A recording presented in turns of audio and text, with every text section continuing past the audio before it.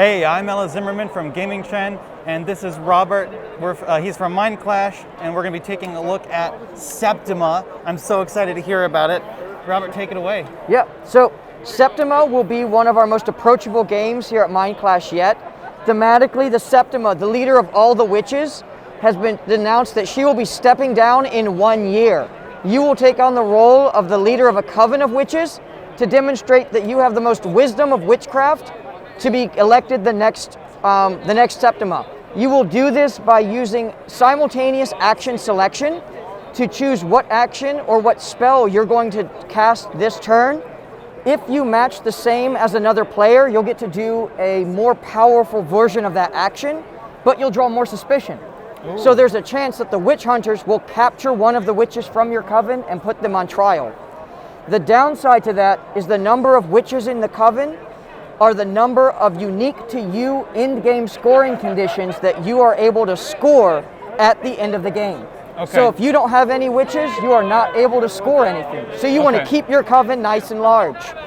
You'll be able to brew potions, collect the ingredients for those potions, heal the sick, as well as many other actions from the same cards that you and every other player will have in your hand. There's also area majority in the trials, where at the end of each round or season, you will need to save the witches or have them acquitted of witchcraft in the trial. The town isn't quite yet sure how they like all of the witches, so each witch that's more flamboyant with their witchcraft draws more attention to them will get banished from the town.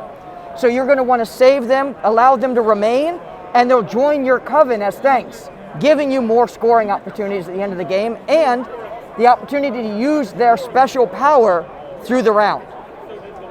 And as weird as it is to say, that's almost all you need to know to play the game. Excellent. There's a couple of rules of how you actually move around and play, but this is meant to be a game that you can teach and play at 4 players in 2 hours.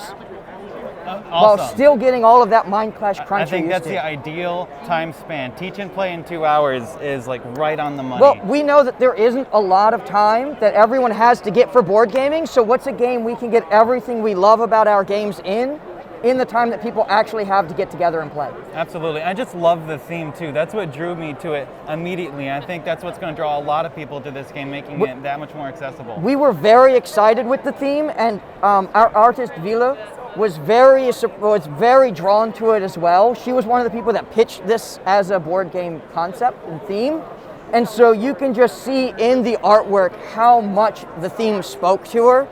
And she is so excited to see everyone drawn to the game and bring it in. You'll notice Vila's work from a lot of our games. And we're so excited to see everyone else get drawn into the theme and the art as well. Awesome. And then I had one question about the suspicion you mentioned. Yeah. When you're drawing suspicion, is the suspicion applied to every player, every coven? They all have their own suspicion. They all have their own, okay. So if you're not if I'm doing a bunch of really big spells, I'm going to draw a suspicion to me, but you're getting your own suspicion.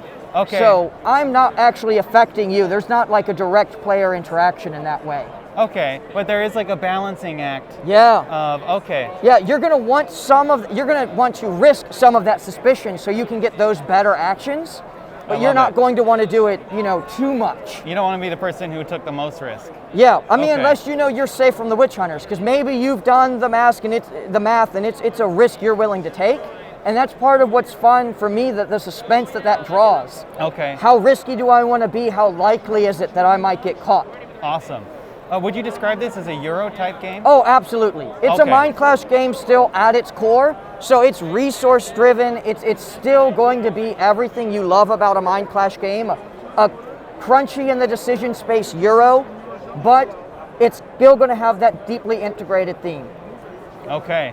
All right. And then the question of the hour, when can I buy this? So late pledges opened at the start of Gen Con just a few days ago, and will run for just a little while longer up through, later on this year. So there's some time to late pledge for it, and that will still get you delivery in May when we deliver the rest of the Kickstarters. Okay. So go to the Kickstarter, late pledge, and you'll be invited right into the Pledge Manager. I'm going to do that. Yeah. Thank you so much. Oh, yes, thanks.